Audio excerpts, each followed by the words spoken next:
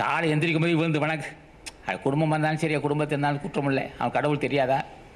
தெரியும், அவனுக்கு தெரியும். எல்லாமே அவனுக்கு. அவர்கள் தான் இதிலேருந்து கரை கண்டு வராது. நீங்கள் யாசி நினைச்சிடாதீங்க அவர்களே. எல்லாத்திலையும் துறவத்தையும் கை கண்டவர்கள் அவர்கள். சிற்றின்பத்தில் பேரின்பத்தை கண்டவர்கள். ஞானிகள் புரிந்து கொள்ளுங்கள். சிற்றின்பத்தில் பேரின்பத்தை கண்டவர்கள் அவர்கள். ஆகவே அவர்களுக்கு தெரியாத ஒன்று இல்லை உலகத்தில். அவருக்கு தெரியாத ஒன்று ரகசியம் கிடையாது. ஆகவே பெண்ணாக இருந்தாலும் ஆணாக இருந்தாலும் சரி, பெண்கள் மண்டிட்டு வணங்கலாம், ஆண்கள் சாசாம இருந்து வணங்க வேண்டும். காலை எந்திரிக்கும் போதே என்னையா நான் அப்படி செய்திருக்கிறேன்.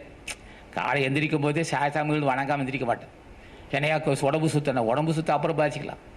புறத்தூய்மை நீரானமையும் அகத்தூய்மை வாயுமாக காணப்படும்னா. இந்த இதனால் ஒருத்தவங்க குளிக்காமல் இருக்கிறனால ஒன்றும் பிரச்சனை குடிக்கிறது நல்லது தான்.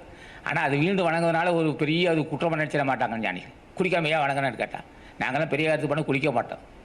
நாங்கள் இப்போ நான் பூஜை செய்ய நாங்கள் குளிக்கிறதே 9 மணிக்கு தான் குளிப்போம். நாங்கள் இதுக்காக போய் காலையில் குளிக்கணும். குடிக்க வாய்ப்பு தான் குளிப்பேன். இதுக்காக ஒரு பெரிய ஒரு கடமையாக நினைக்கிற மாட்டேன். காலையில் வந்துச்சு பூஜை குளிச்சுட்டு தான் பூஜை செய்யணுங்கிற கொள்கை இருக்கல. பூஜை செய்யறது குளிப்பல். ஏன்னா நாமத்தை சொன்னால் நான் புனித நீர் ஆடிட்டோம்னு அர்த்தம். ராமலிங்க சாமிகளை என்ன புனித நீர் ஆடிட்டோம், அதான் குளிச்சிட்டோம்.